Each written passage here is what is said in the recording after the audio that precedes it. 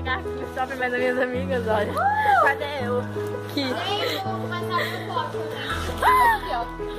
Então, gente, a gente vai fazer tipo uma guerra de batalha. Moura. É isso aí, gente. Vamos lá.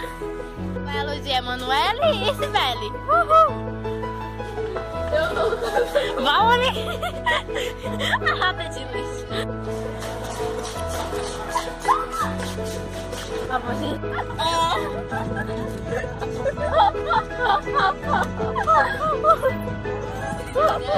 Ah, sim, velho. É só uma coisa, né? É, não, é um vídeo mesmo. Deixa eu falar aqui. Gente, quando eu olhei pra Manuela, ela tava assim, ó. Emanuele. Tem que estar no zoom. Ei, tem suor do meu olho.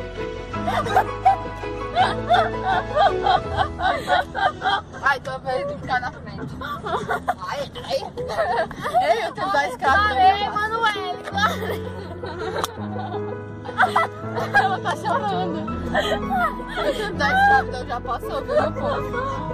A gente vai assustar com esses vídeos da internet.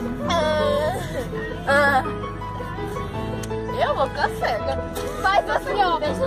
Faz assim, bota dentro da boca da Sibeli, aí tu tira assim, ó.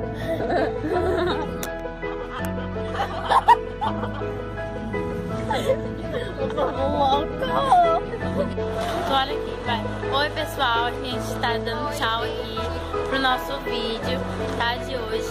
Larissa RH tá acabando por aqui. O vídeo hoje foi curto, mas fazer o que, né? Um dia mais comprido, um dia mais curto. Então, gente, tchau.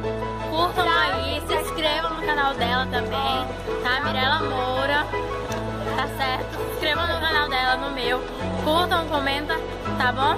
Deixe seus comentários. Tchau, gente!